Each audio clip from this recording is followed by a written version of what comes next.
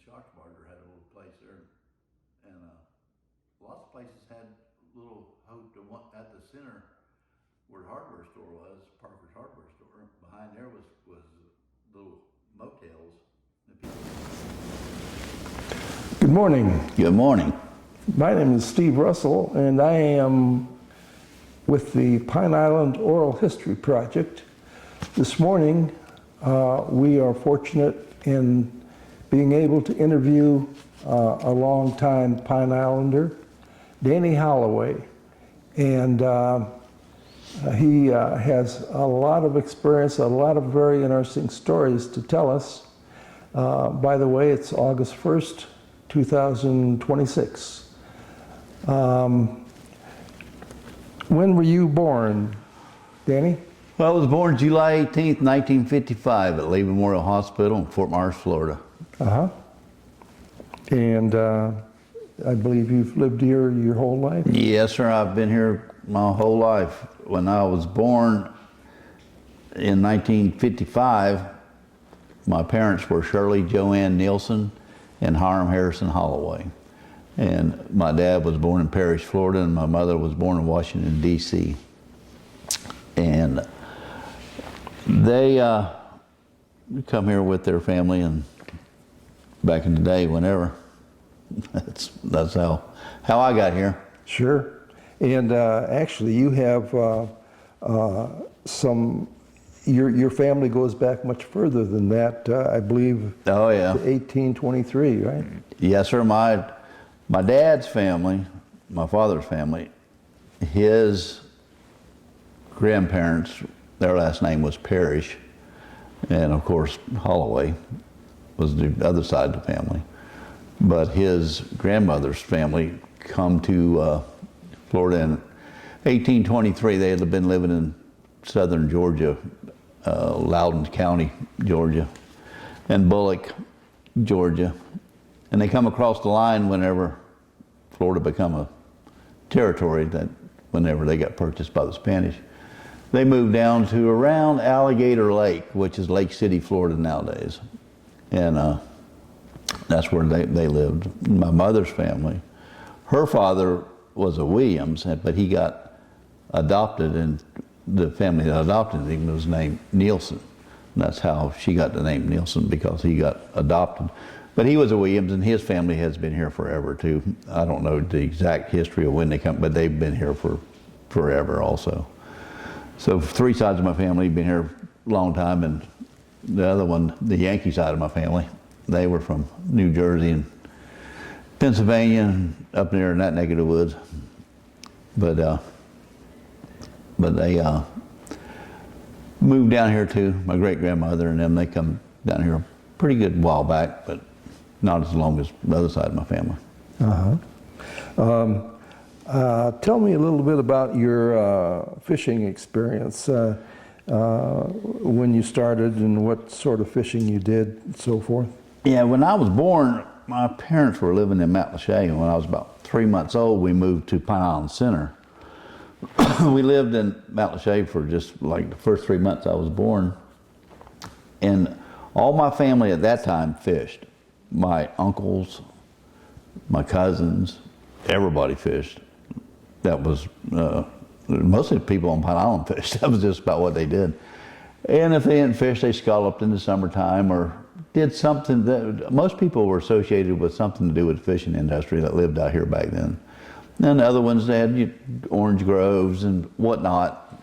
And a few people worked for the state or county or whatever, but for the most part it was agriculture, fishing, stuff like that. People lived off the land back then. That's like they do everywhere in the country back in those days. But my family happened to be fishermen. My dad fished, my grandfather fished, all my uncles fished, all my cousins fished, everybody in the family fished. And my one uncle, he owned a fish house in Matlacha, Holloway Seafood. And then my dad fished with a guy that fished for Padilla's fish company, Jesse Padilla's. So everybody was involved in fishing. And we would go fishing even whenever I was just a little baby. Daddy'd throw me under the bow and we'd go fishing. And that's what we did. Uh-huh. And what kind of fish did you? We fished mostly for mullet. Mullet was the main thing. That was the bread and butter. That was the main staple of our livelihood was mullet. We fished for trout and we fished for pompano and fished for sheephead and this and that, but we didn't really target none of that too much unless it was in the wintertime when we trout fished some. And we sand brimmed a little bit and pompanoed some. Later on, whenever I got a little bit older, I did a lot of pompano fishing and a lot of trout fishing, but whenever I was younger, it was mostly mullet, mostly. Uh-huh. And that was net fishing? Yeah, that was commercial net fishing. We had gill nets. Uh-huh. And we had boats that had the motor up in the front and the net was in the stern. And we would just encircle the fish and they'd run into the net and that's how you caught them. I mean, you could take in, 500 head of fish or whatever and you might catch 50 of them maybe. Because a lot of them were smaller and a lot of them were bigger and they wouldn't fit in your net so you didn't catch them. Uh-huh. And they could see the net and they wouldn't run into the net, and then monofilament come along and they couldn't see it as good, so it worked a little bit better for a while, but then they got kind of used to that and they could see it too. But yeah, it worked pretty good and we made a living. If you worked really hard, you could make a decent living. You ain't gonna get rich or nothing, but nobody was intending to get rich. We were just trying to survive, trying to get by. Trying to make a living, trying to pay for your house, trying to put your kids through school and all that kind of stuff. And that's what people did back then, I mean, they just were surviving. They weren't nobody was trying to get rich. Nobody cared about getting rich. Nobody even really cared about any of that kind of stuff. They just wanted to survive. Right. We're going to come back to that, the net ban issue a little bit later, but I understand you were the manager of the Lee County Fishermen's Co-op. Can you explain what that was exactly? And well, the Lee County Fishermen's Cooperative was a fish house. It's a place where people go fishing. Where our fish house was, there was a canal, and we owned that property. The co-op used to be owned by my aunt and uncle. Well, my uncle and his son, my cousin, they both died pretty close around the same time in like 73 or 74. And both of them passed away, so the two women, my aunt and my cousin's wife, they were the owners of the fish house. Well, they tried to run it for a little while and decided they didn't want to really do that, so they sold it to the fishermen. The fishermen got together and we paid her so much a pound to run the fish across the dock, and we were buying it at the same time. We had a deal there where we were buying it, paid them so much money for it, and we had so many years to pay it off and blah, blah, blah. Well, it got to eventually be, we were a cooperative, so the people got together. There was like probably about 20 of us right there to start with, the original people that started it, and they put in so much money apiece, and that made the down payment, and they paid my aunt and my cousin, they paid them the money, and then they started paying monthly payments plus so much a pound to run the fish across the dock. And that's how it come into existence. Well, it got more members, and then it got to around, I think at one time 30 or 32, 33, somewhere around in there. That was the most that we ever had. And then some would die, or some would decide they wanted to get out or whatever, and they, dwindled back down. But we paid my aunt and her cousin, we paid them off in 1987. I became president of the co-op in 86, and I was president for 2 or 3 years. And I ran the fish house for a year back then because the person we had running it decided they didn't want to run it no more, so I had to step in and run it for a year. And the year that I ran it, I paid my aunt off and all that, and so the co-op was ours, and we rebuilt the place in Matlacha. We had a fish house on Maria Drive here in St. James City, and we also had a fish house in Matlacha where Barnhill Seafood Market is today, right beside the Blue Dog Restaurant. That used to be the co-op, and it used to be Holloway Seafood back years ago. My aunt and uncle lived there. Their house was in the parking lot in the front of that fish house. That's where their house was. And we, the co-op rebuilt it, tore the old wood fish house down, put a brand new fish house up there. And that's the one that is currently there to this day. And after that, I wasn't president no more. Somebody else become president. But I still fished there and stuff. And then in '95, when the net ban come along, I went to school and stuff, and my uncle was running the co-op then, and he decided he didn't want to run it no more, and he quit, and they come ask me if I would run it. So in '96 or '97, somewhere along in there, I took back over, and I ran the co-op until we sold it in 2006. But how many fishermen were in there? At one time, we had 33 people fishing there. At the most, we probably had around 50. We had some stone crabbers and fishermen, and at the most we ever had was probably around 50 people fishing there. And there was like 3 or 4 people worked up there on the porch.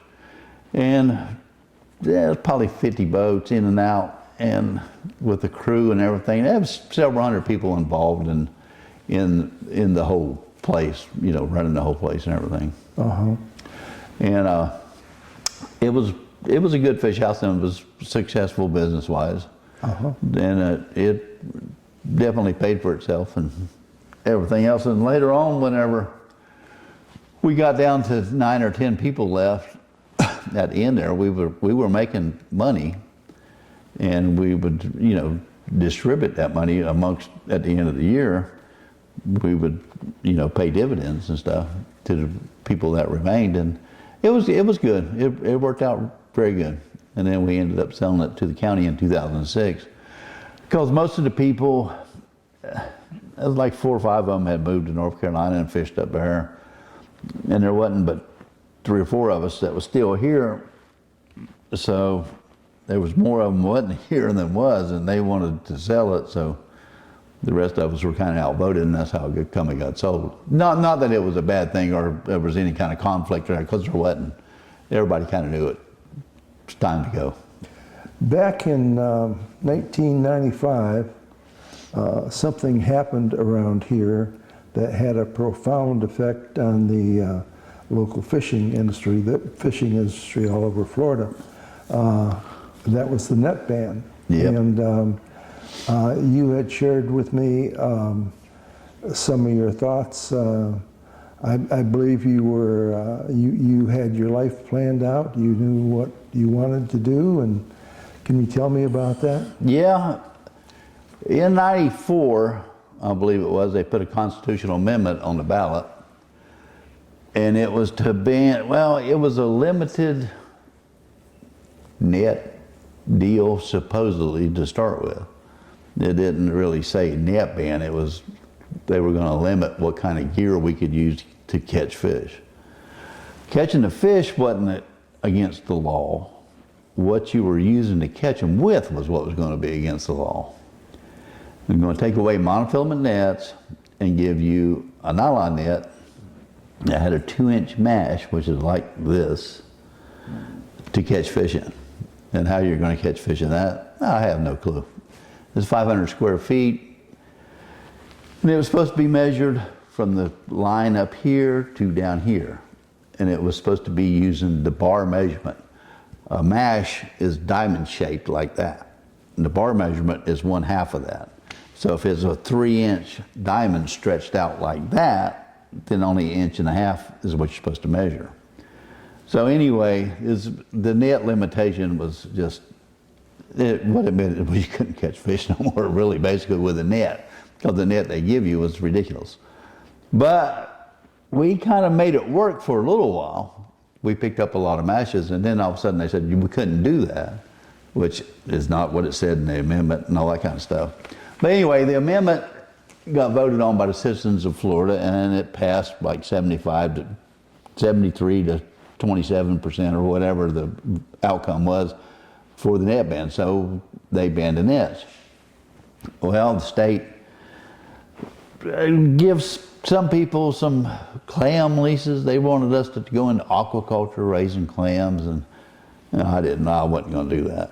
And they would send you to school to teach you a profession. I was 45 years old. I could stop here in midstream and retrain myself to do something. But anyway, I went to air conditioning school, which I didn't really pay any attention to what I was even doing there. It was just something to do.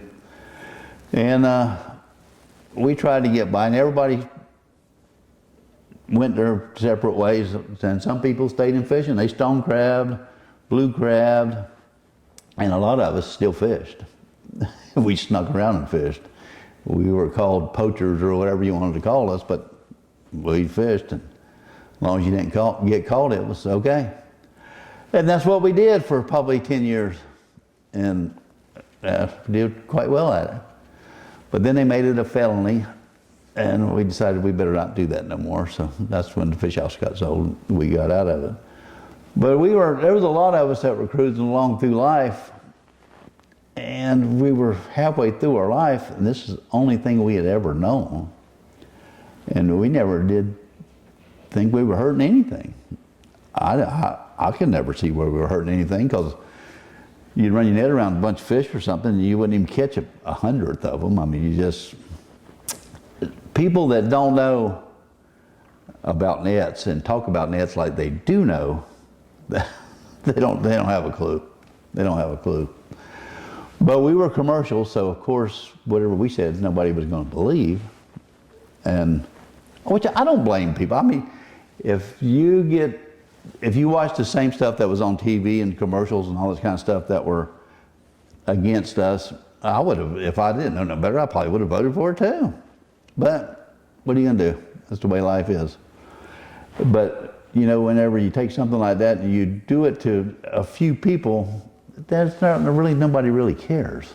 They really don't. But it just tears your guts out, tears your heart out. I mean, your whole life's just jerked out from underneath you, and there you are. And you got to figure out what to do. So after we sold the co-op, I went to work for the county, in which I'm still working there today. I'm 71 years old, and I'm still working for the county.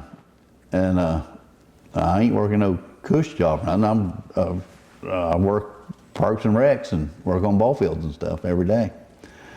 But that's what happened with the net ban, is they come along and limited it. And there's a few people that still cast net, and some of my good friends still use the little legal net, and they catch a few fish with it. But you can't support a family. You can't raise your kids or nothing on that kind of money nowadays. You just can't. You can't sell enough fish because there's no markets hardly left to sell them.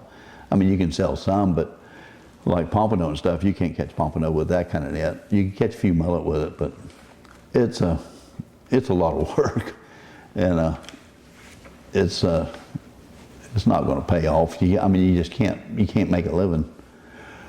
So that was that for us, doing that. And then until 2006, when we sold the co-op, that's what we did. And then I went to work.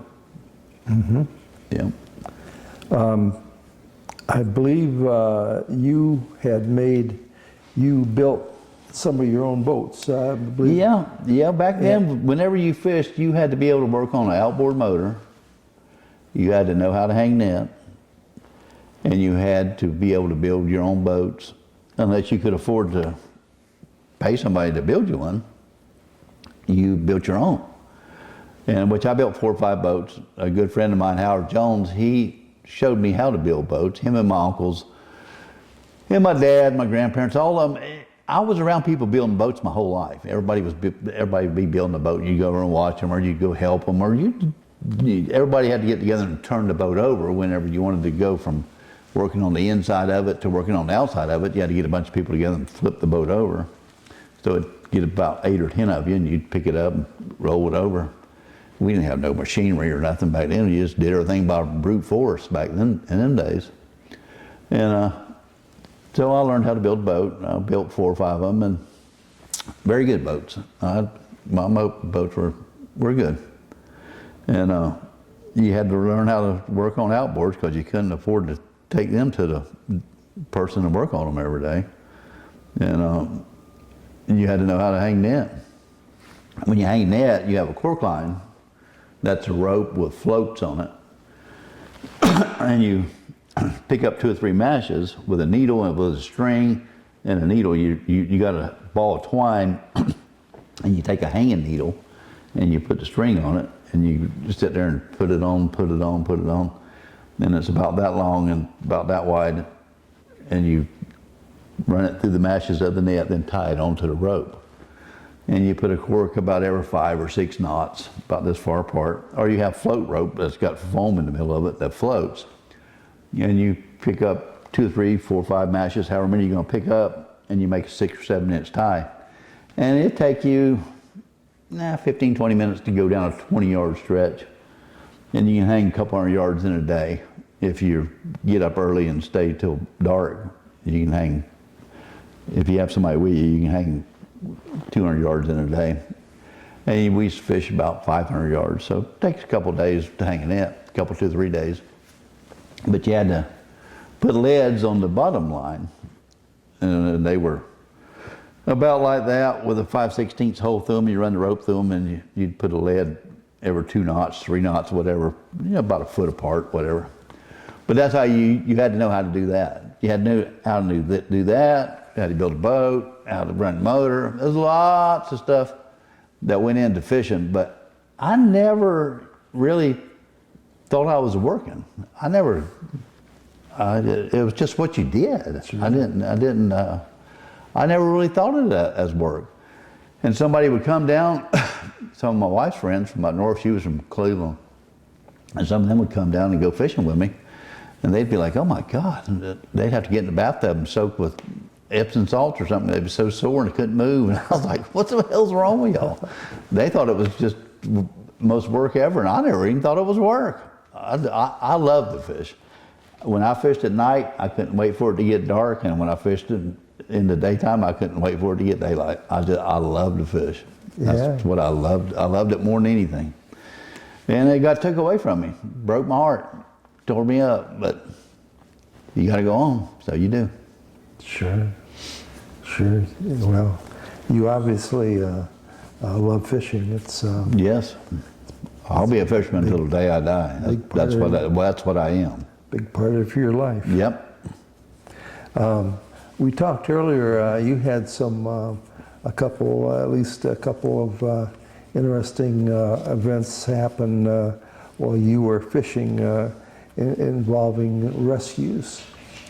Yeah, back in the day, before people had GPSs and depth finders and all that kind of stuff, a lot of people would run aground or get lost in the fog or run up on the beach or hit a oyster bar or whatever.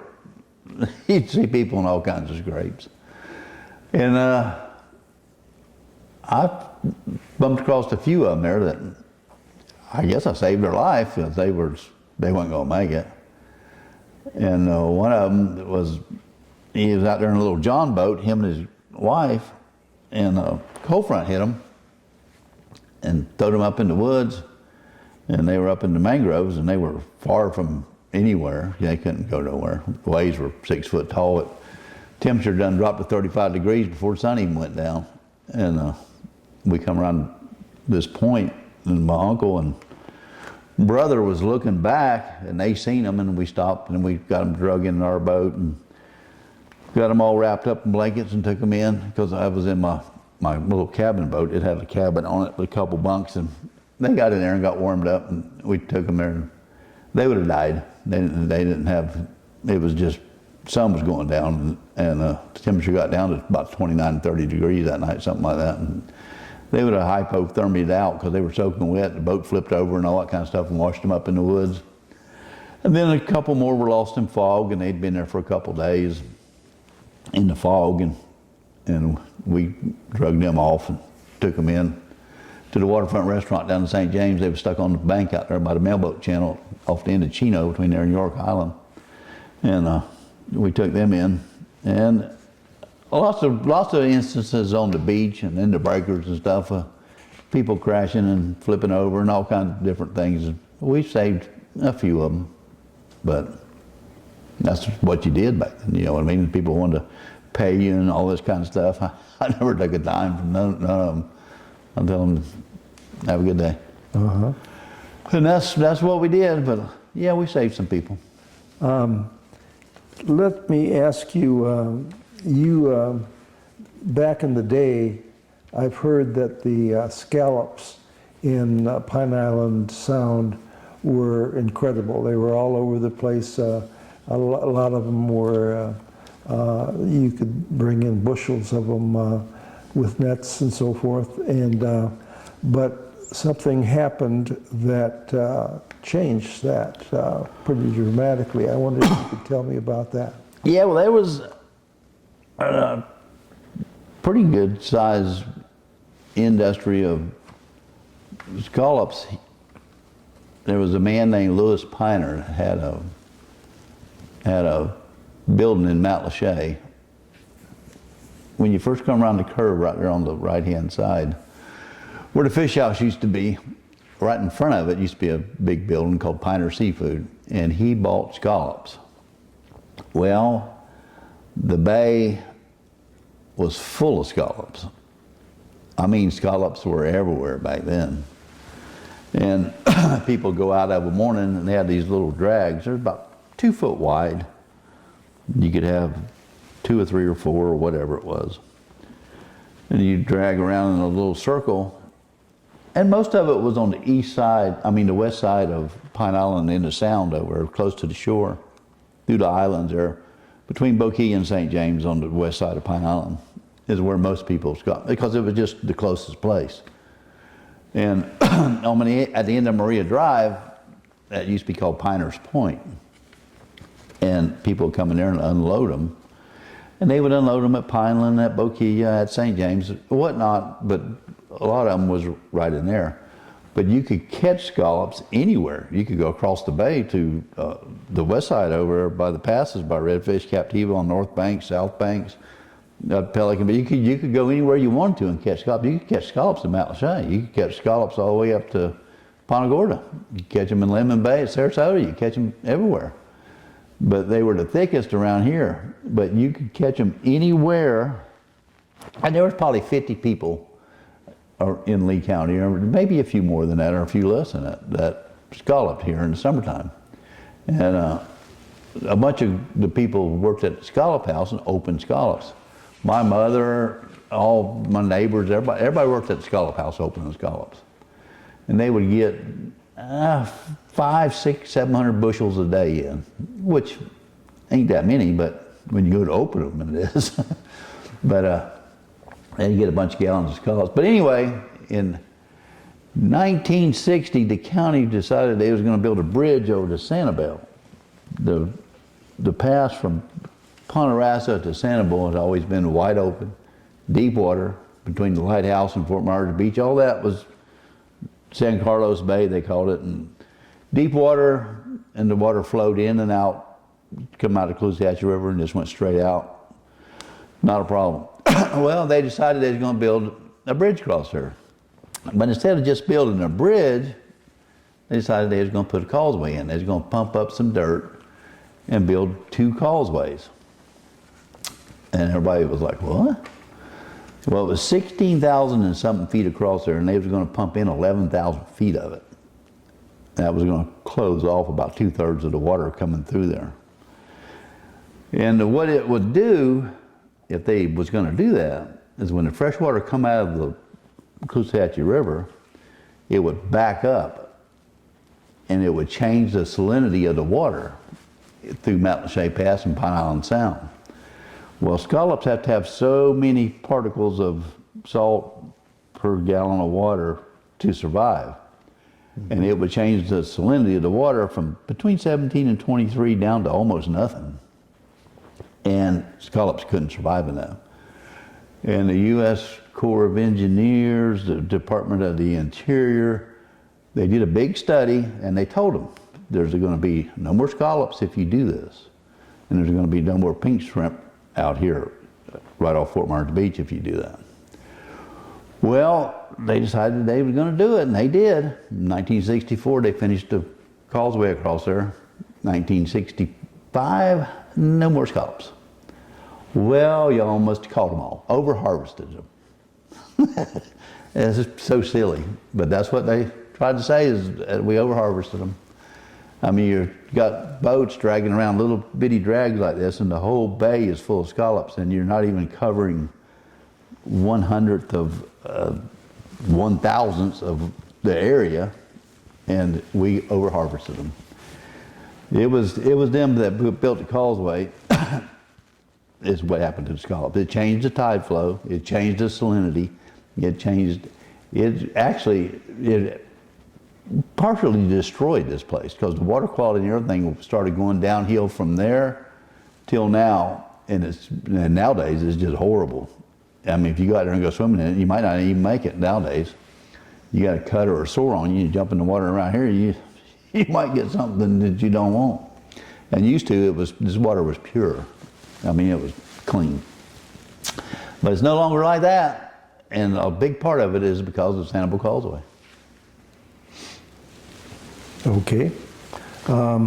Another thing you had mentioned, which I found interesting, is that back in the day when Florida was getting more tourists, a lot of the snowbirds would come out and they needed places to stay. And you said that a lot of people built cottages behind their house or something. And yeah, some of them did. My grandmother had a couple of little cottages she rented out behind her house in Fort Myers. She lived up there by Marsh Avenue behind Terry Park. And she had a couple of cottages in her backyard. And when Hurricane Donna come along, that's where we went to stay. And I was like 5 or 6 years old, and we went to stay there. And it blew her house down. We actually had to go in those little concrete cottages that she had out back that she rented out in the wintertime to stay. But places like Pineland Marina and stuff, way back then, they had a bunch of parking places where you hook up RVs, and back then it was them little silver Airstream trailers. And they would be a bunch of them there, and at the center, there was a place there that they used to hook up there. A lady named Miss Schatzbarger had a little place there, and lots of places had little hook at the center where the hardware store was, Parker's hardware store. Behind there was little motels that people would come down and rent all winter. You know, there's a lot of little colleges and little Airstream trailer parking places and stuff that people used from up north back then. It's pretty neat. Mm-hmm. I want to go back to the early 1800s when you have an amazing story concerning your great-great-grandparents. I wonder if you could share with us. Yeah, my grandparents come across there in 1823, somewhere along in there. And then my one grandparents, my grandmother's family. The other family was my father's side of the family. But my grandmother's, their last name was Chansey. And Hugh and Sarah Chansey lived in Jefferson County, Hamilton County, around that part of the area. And they had a Seminole Indian uprising. It was around the start of the Second Seminole War. And somehow or other, they were going somewhere, or they were home, or whatever the case may be. But him and her, Hugh and Sarah, and their daughter Susan, and her husband James Hogan, Susan Hogan, and their 3 children. They were from 3 to 1 years old. The Indians killed all of them. They went on some kind of a rampage about something or other. They burned some judge's place and destroyed another settlement, and this happened that my grandparents, they got killed too. And that was in 1834. And they were, according to the census, they were in Jefferson, but I think that might have happened to the east a little bit further, like Hamilton County or somewhere along in there. But anyway, it was up in North Florida.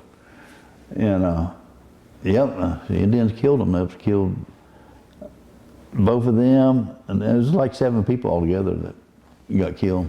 One of the children survived, I understand. Well, it was two of them did. The one, my great-grandfather, Edmund Lafayette Chansey, and his brother Jacob Chansey, they both survived it, but they weren't there. I think Jacob might have been there, but he got away. And Edmund was off somewhere else. I think he'd done been married and moved away. But Susan and her children were killed, but Edmund and Jacob both joined the Florida militia, and they fought in the Second Seminole War and the Third Seminole War. And my other side of the family there, my daddy's side, Josiah Parish, they were Parishes. They, all of them fought in the Seminole Wars. There's a monument to them outside of the Bethel Church in Lake City, Florida. To the pioneers of Florida, and which he was one of them that fought in the Seminole Wars.